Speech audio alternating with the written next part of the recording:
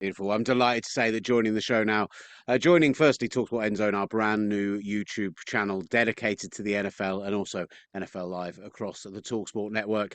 The brilliant defensive captain, all pro linebacker of the San Francisco 49ers, Fred Warner, is with us. Fred, good to see you again, sir. I think Thanksgiving last year is the last time we sat down. How are you doing, man?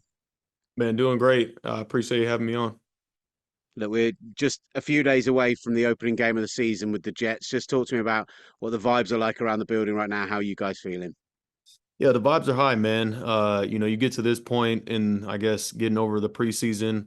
It's a long, monotonous training camp, but it's necessary to build that foundation for your team going into a long, 17 game stretch.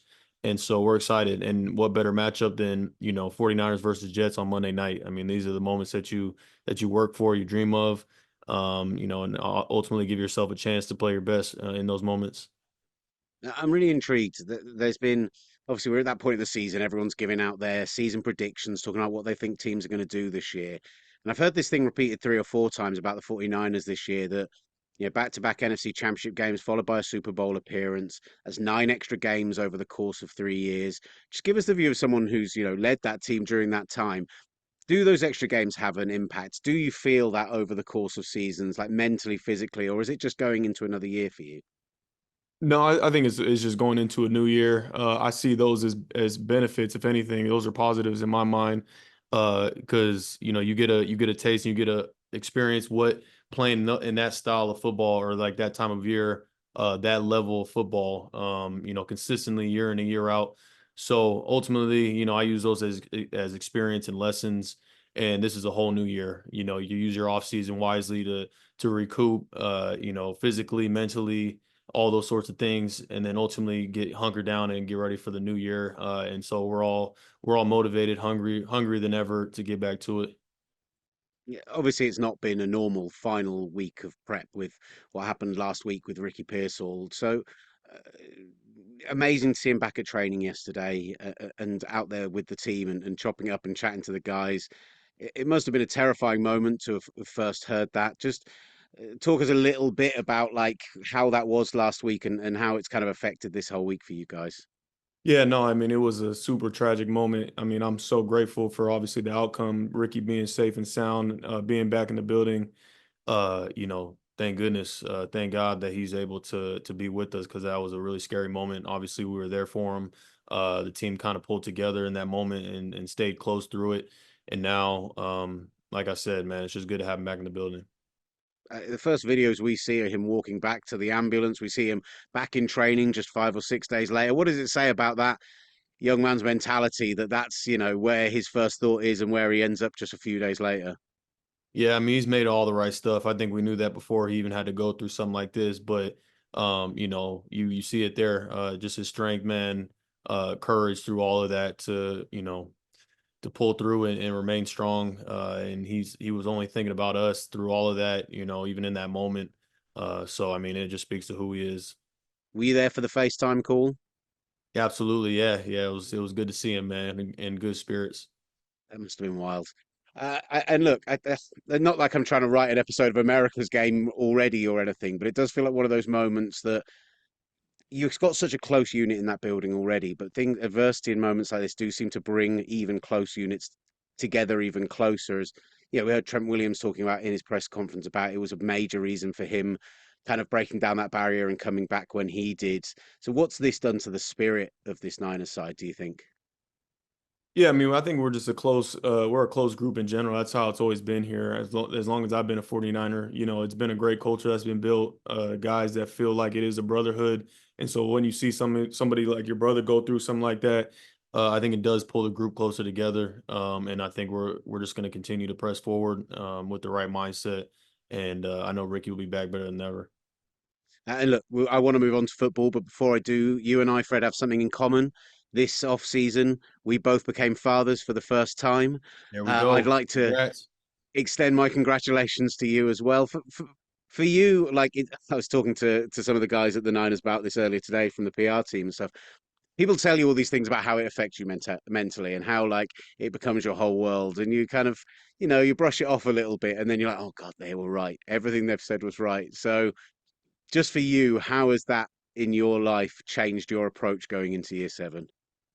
Yeah, you hit it on the head. You hear all those things, but you never really know until you're in it. And it's been just a complete life-changing moment for me and my wife. Bringing in our little boy into this world, and it never gets old, man. Coming home and seeing him, day in and day out, it's amazing. He's our everything, and I didn't really need any more motivation for why I play the game, but he's obviously added a ton more to that, and yeah, it's been awesome. I saw some of the guys from your organization at Super Bowl week, and it was just as we were telling people my wife was pregnant, and they sent out some booties and some baby grows and some stuff. So they're little Niners fans already. You've you've got a couple more to the There you gang. go. Good stuff. Love it.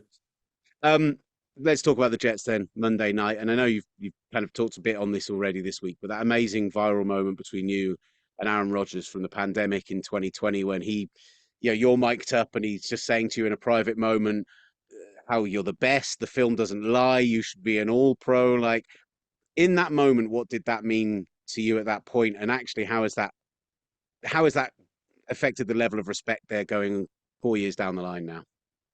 Yeah, it meant a lot, more than he'll ever know. I think for a young player who's trying to find his way in this league, I was asked to play a new position when I came out of BYU, and trying to build confidence in what I was trying to do. I felt like I was doing a good job going into year three, but to get that a nod of approval from a guy who was a Hall of Famer, even at that point, and obviously will get that gold jacket when he hangs it up. But for a young guy to hear from a legend like that, it gave me all the confidence in the world to continue to press forward, and continue to ascend into the player that I've become today. And unfortunately for him, then now he has to see the product of that. But it's all love at the end of the day, man. I'm so grateful for him, and obviously for that moment. Hey, if you get to hit him on Monday, if maybe you even get to pick him off, we know you like to roam around there. Like, just saying, like another word in the ear, just let him know that what he said really did affect you and really did help There you go. build that up. Let me ask about in that defensive room. Yeah, one of the kind of most difficult moments to watch in the Super Bowl this past year was Dre Greenlaw's injury. Just such a freak moment, such a horrible moment. But what's it like for you going into the year with Dre not quite ready to go yet, and having to kind of not have your partner alongside you? I'm sure the unit have done brilliantly filling in when they've had to, but that the pair of you do seem to come together and do something very special. Yeah, man, Dre, that's my brother, man, and we've been a great tandem for years now. And you mentioned it. That was a brutal sight to see in the Super Bowl for him, and I knew he had a long road ahead of him for his rehab and recovery. But he's on track. He's doing great, in great spirits, working tirelessly day in and day out to get back to form. But again, I mean, I'm really excited about who we got. Picking up Devondre Campbell in the offseason. We have young guys coming up, D Winters, Flanagan Fowles, Curtis Robinson, guys who are coming up and are playing big time minutes right now. And I'm excited for all those guys to kind of get their time out there. And it doesn't matter who's out there. The standard is the standard. We got to go out there. We got to continue to play with our style and impose our will out there. And what about in terms of the unit itself? Coordinator, fair few changes over the years. Guys either getting head coaching jobs, obviously amazing for them, or moving on. So talk to us a bit about the role that Nick Sorensen's had moving into that role this year, what you've seen maybe differently this off season, and actually the role of Brandon Staley coming into that unit as well. Yeah, I think everybody's meshing well together. I think Coach Sorensen has done a great job of commanding the room. Continuing to talk about the style of play that we're trying to uphold, the standard that's been created here. We're trying to uphold that standard of the speed, the physicality, the finish. And then Coach Staley coming in and just being another key component of just being able to teach the guys about football, on the defensive side of the ball. Has been around for a really long time. Has coached at a high level on defense. So I'm excited for our group as a whole right now. I feel like we're right where we need to be. What about the rookies coming in this year? There's a couple of exciting guys at that back end I'm looking forward to seeing. Like who? Oh, well, there's a certain young safety who seems to have adopted a bit of Ronnie Lott to him in Stafford, who just hits like an absolute train. And I know it was pre-season, but that Titans hit and the goal line on the fourth down was just unbelievable. And, that Fred is the kind of football I grew up watching and the kind of football I love. So I'm ready for it. Yeah, no, he's done an amazing job. It's hard to come in as a rookie and grab a hold of, the scheme and how to be a pro and all these little, nuances of, playing in the NFL. But man, he's done an outstanding job, man. I think the sky's the limit for him. And, I really love Renardo Green and what he's been able to bring to the room. We have a lot of young guys, like you said, that are doing a really great job. Tatum Bethune, who made our 53 as a seventh round linebacker in a crowded room, has shown a lot of good things as well. So yeah, man, I think the rookies they're all made of the right stuff and they're all 49ers. Last thing I want to ask you about just before we let you get back to your lunch and your prep for Monday night as well. I've talked a lot about the defense, but we're going into year three with Brock Purdy leading this team. So as a guy who's playing opposite him, who's seeing him training every day, this young man, so impressive every time I've been able to be around him. What have you seen different from him maybe going into this year and his approach and as a leader of that unit? Yeah, I mean, it's crazy to think that he's only going into year three because, I mean, you'd never know it based on one, the way that he's performed in years one and two, and then two, the way that he carries himself day in and day out. He has complete control of that offense and is a quiet leader that we all been able to kind of just surround ourselves around him. And, I think how it goes in this league with experience comes confidence and that maturity, and I think you continue to see that with Brock. So I'm really excited to see him going into this year. I think he'll have an amazing year. Yeah, I really appreciate your time, Fred. As always, thank you so much. Congratulations again on your off-season news and fingers crossed those good times just keep on rolling through the next few months. That's it. Congrats to you too.